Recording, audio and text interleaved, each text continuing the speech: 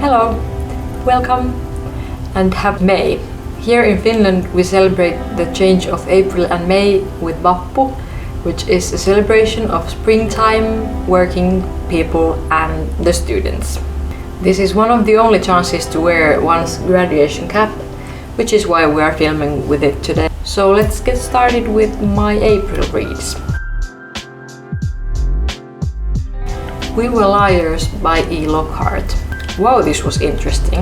Very poetic language and mystery elements together made for a book like none other I've read before.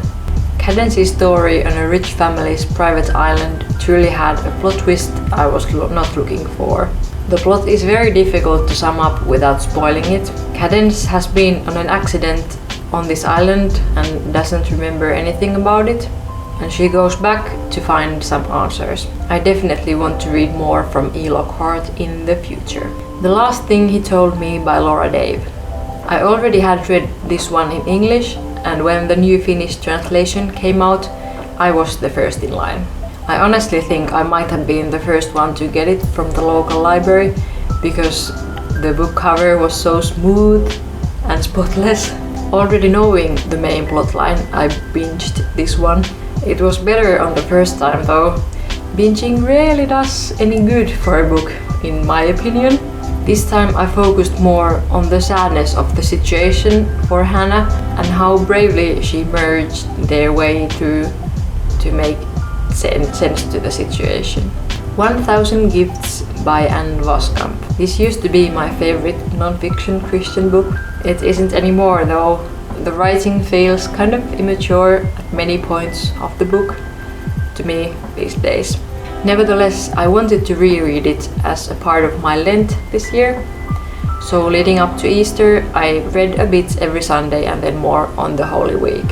And don't get me wrong, many points and makes are very valid and eye-opening. I just feel that it could be a little bit more supportive about feeling and expressing difficult emotions as well. Big Friendship by Friedman and Aminatou. I saw this cover on BookTube and was immediately interested because friendship is a topic I've been wanting to read about for a long time. I really enjoyed the form of this book.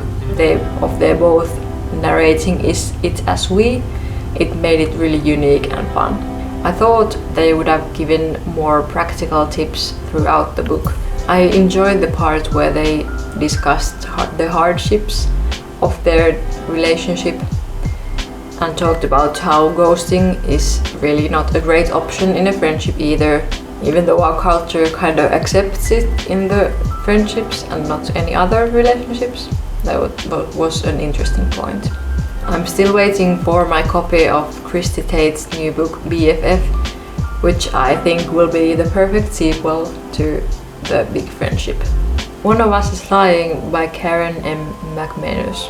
Ooh, I had no idea this would be so fantastic. This had definitely been the biggest positive surprise of the month. I had spotted this in my library for a dozen of times, and I guess I just had no idea what this was about and never just found out. And I think this got in my hands this month because I had somehow mixed it up with this one because of the lying themes and the lying titles. And then I wanted to know how these are in fact two really separate and really different books. I think nobody recommended these two books to me recently, which is kind of rare for me to pick up.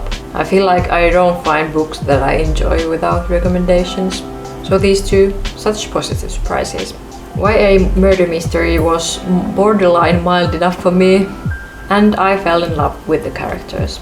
And Abba's song has been playing in my head for weeks because of this book. You know, one of us is crying, one of us is lying in a lonely bed. I have no idea if it was intentional with the title, but at least to me it's every time on my mind when I see the cover. Itsemyötätunto by Ronnie, grandell. Self-help on self-compassion. This was somehow much more useful and practical I was anticipating. There were loads of practices, including writing a letter to yourself, using mindfulness to center yourself and notice your pain, and examples of the assuring sentences to use when in pain. There are many books on self-compassion out there, and I think truly that everybody would get something out of them. The Horse and His Boy by C.S. Lewis. I honestly don't know what is it about Narnia that is so captivating. This novel doesn't even follow the main storyline. It's the 5th Narnia book C.S. Lewis wrote and takes place at the same time with the second half of the first book. Sastra and Rhea, who is the talking horse, escape together from the southern kingdom and try to find their way to Narnia. Something about the writing just makes these stories come to life, and they are so wholesome and so magical.